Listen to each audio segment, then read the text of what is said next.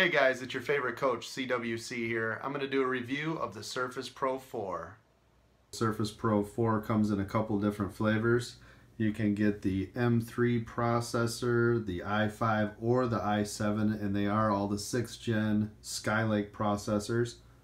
You can get them with 128, 256, 512, or 1 terabyte for your hard drive options. Prices start at $8.99 and go up to $23.99 depending on which version you want. Get the optional keyboard here. This would be $129.99. The pen or stylus does come with a unit, so you at least get that with it.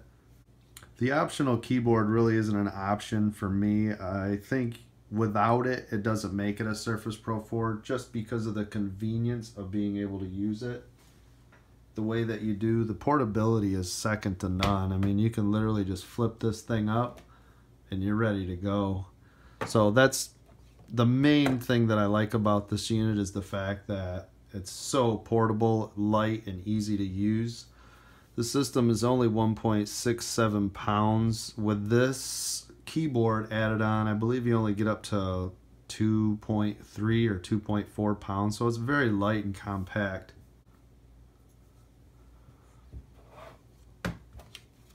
Now let's go over the ports that are on this.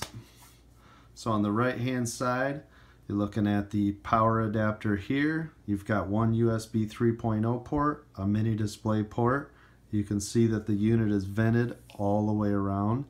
We've got our power here, volume rockers here, and on the left side just our 3.5mm headphone jack, and our stand, which is just like the Surface Pro 3. It does rotate almost all the way back, and underneath it does hide a micro SD card here.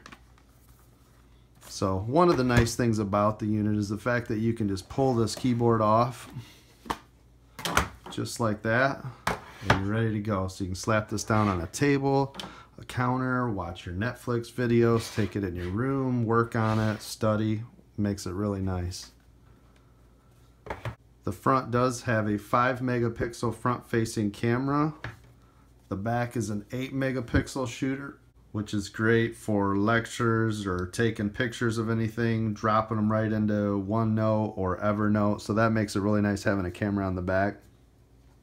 The front quality is actually good for Skyping and things like that. It actually is a really nice camera on the front. Now, the optional keyboard here does still have the magnetic hinge, which does allow a little bit more stabilization on it, so the lapability is a little easier.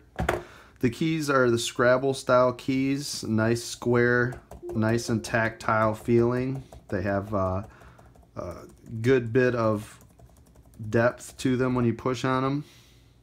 The thing I like best about the keyboard is this touchpad. It's larger than the Surface Pro 3. It's actually a glass touchpad, where the other one was not. It was they get better every revision, but this one's definitely the best. I would say out of all the laptops that came out for Windows 10 systems this year, this one has the best touchpad. It's better than the Surface Book, better than the HP Spectre.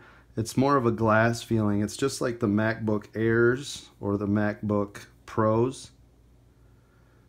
The keyboard does have backlighting, which is nice, and I believe it's a 5-stage lighting, so you can really beef that thing up.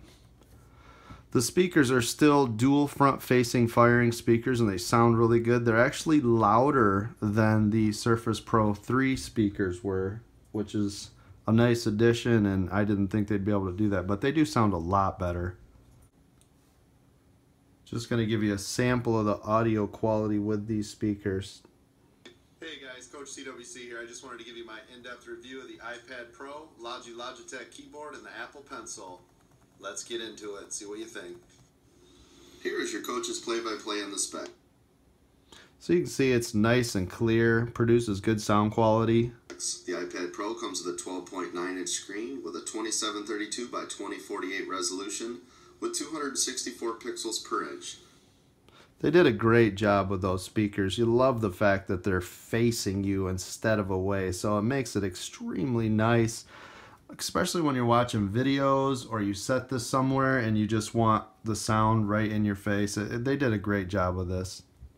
The display, as you can see, is crystal clear and super bright with about 400 nits of brightness. You will definitely be able to see this anywhere. This is probably the brightest display I've ever used, so good job on Microsoft for doing that. The speed of this system is incredible. This is the Core i5 128 gig model, and it's just extremely fast and powerful. I can do video editing on this. I can manipulate photos, anything you want to do with this. This is extremely fast and fluid. Now, as far as the pen goes, that's one of its nicest features, and this is, I know, what everybody loves about this unit. It has a different style of tip on it that they haven't used before, because when you use it on the screen, it actually feels more like a pencil. You can feel a bit of a drag on the tip instead of it feeling like glass on glass, so it actually works really nice. You can see there's no lag at all.